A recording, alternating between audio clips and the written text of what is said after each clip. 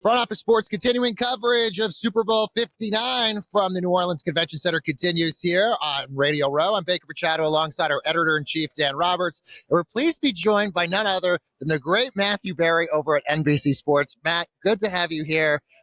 We were just sort of talking before this about sort of you getting in early on a lot of the fantasy and all of this beforehand. How did you sort of know that this was an area where this was just going to take off to the point that you could build this whole career on this? You know what, Baker, I would love to tell you that I'm just this brilliant, amazing businessman that sort of foresaw this. The truth of the matter is that I basically just chased happiness, to be honest with you. Like, I've been playing fantasy sports since I was 14 years old, and you can tell that was, a long time ago.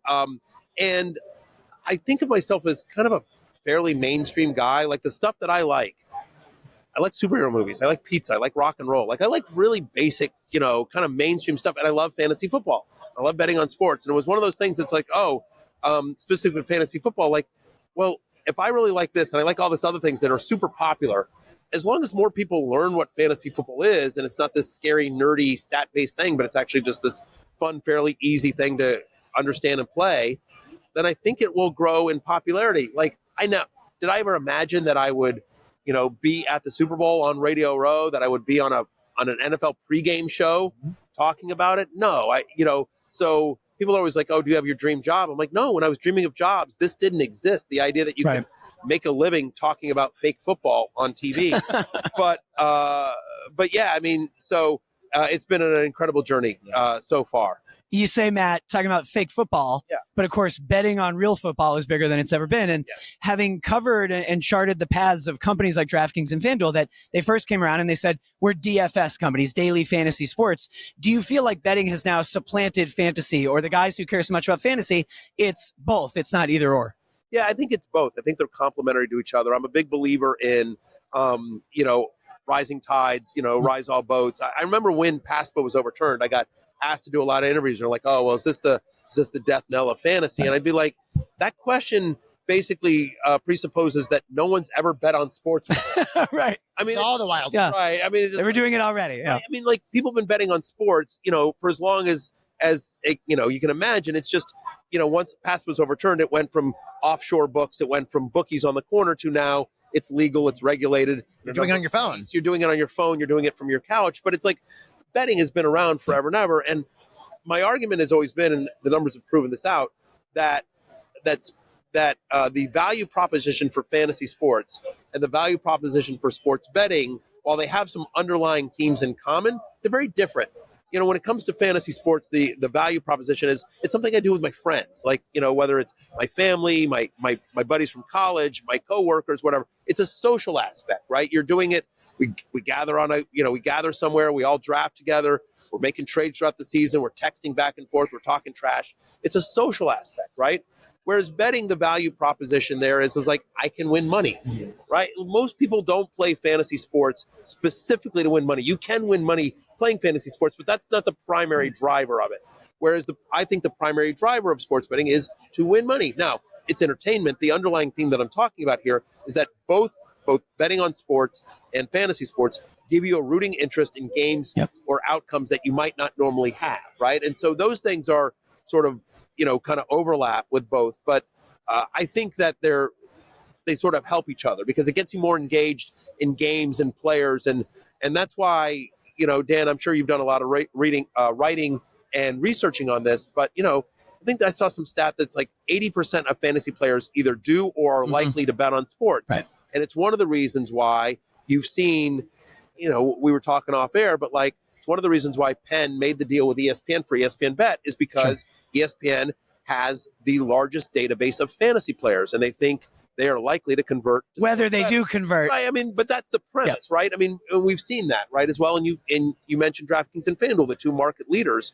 Those companies started out as fantasy companies, and then obviously they were able to convert those customers into sports bettors once PASPA was overturned, and it's why they enjoy the market leadership that they do. Well, I'm glad you mentioned that, because, there's a ton of other companies out there that were casinos in Vegas, from MGM to Caesars, that don't have, I think, the same stature in the fantasy and the betting world as online, really. Yes, the internet. But do you think that's because fantasy plays such a huge role in this, that's why the casinos haven't been able to catch up to places like DraftKings and FanDuel? Yeah, I mean, it's really kind of crazy that all the land-based casinos and all the companies that were doing sports betting for basically lost market share in a massive way to DraftKings and FanDuel. And I think there's a lot of different reasons. You could probably write a series of columns and a couple of books about this. But I think in a very short thing, I think they sort of underestimated the appeal of online and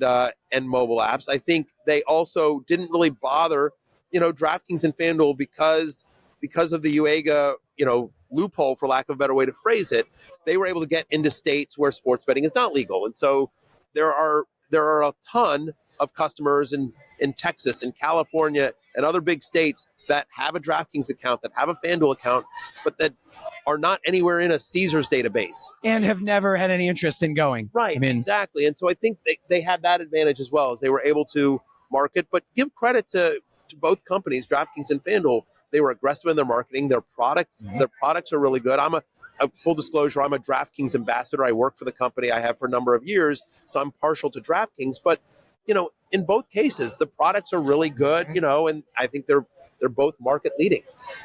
When you look at the way fantasy has evolved, one thing I noticed right away constantly is the players advertising for these fantasy companies, being endorsers. And there's an irony there, because I know a lot of players kind of are annoyed by constantly hearing about fantasy. It's like, oh, you didn't help my fantasy team last week. Years and years ago, when I was at Yahoo, we had Gronk in and we asked him about this, and he said, I don't care about your fantasy team. Sure. I'm not sure you'd hear those guys say that anymore, because the biggest names, they're all tied in with a business deal with one of these companies. What do you think players think about the rise of fantasy still?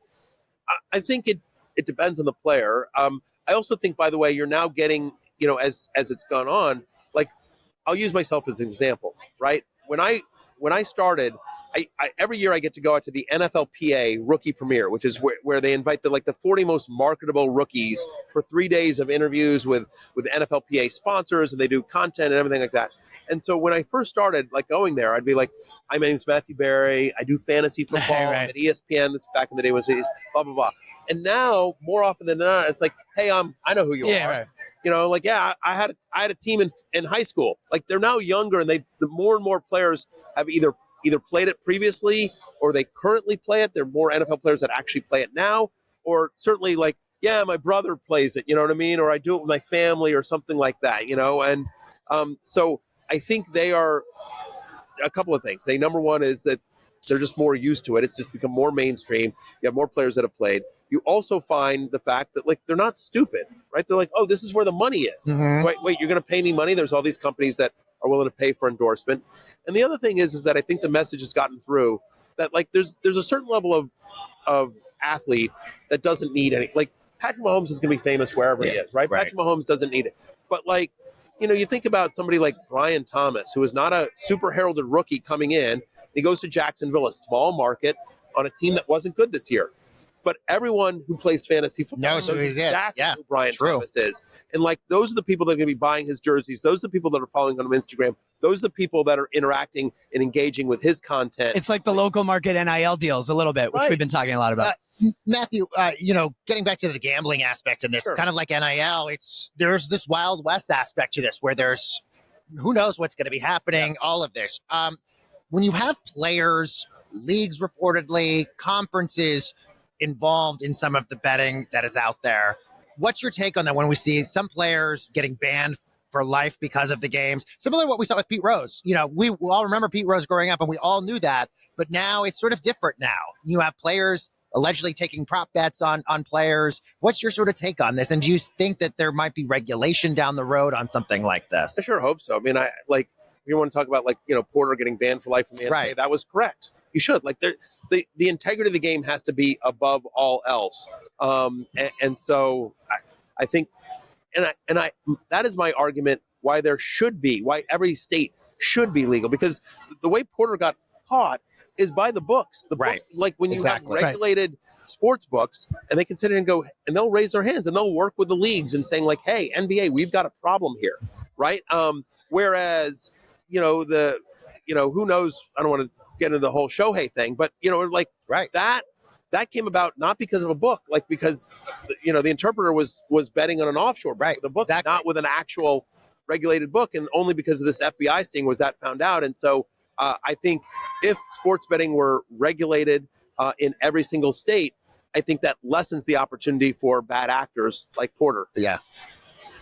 Good stuff. Matthew Berry, what stuff are you working on now? I know you have 1,000 projects that I feel like you're always working on. You've got podcasts and shows and books that you're writing. What else is Matthew Berry working on right now? I appreciate that. Well, look, I'm over at NBC Sports and having a blast. I'm on Football Night in America. Also, my show, Fantasy Football Happy Hour with Matthew Berry. We're here live all week for Super Bowl, but that's available on Peacock, NFL on NBC YouTube channel, and wherever you get your podcasts. And then, of course, my startup, Fantasy Life. We're big fans of what you guys have built here at Front Office Sports. Love hearing that. No, you guys are great, and your CEO, Adam, has been very generous with his time with my CEO as well. But everything we're doing at fantasylife.com is, in our vein, it's very different than what you guys cover. But there's a lot of similarities in terms of we have a very popular newsletter, we have a popular website, we have tools that help you win bets, that help you win your fantasy leagues, and we produce content as well. And so Fantasy Life is what I'm mostly built. When I'm not doing NBC stuff, I spend all my time either with my kids or my other kid, Fantasy Life. Just media guys. Yeah, just media guys. The great Matthew Berry joining us. Of course, as you mentioned, you can see him over on NBC Sports, and we have more continuous coverage of Radio Row here on Super Bowl 59 coming up.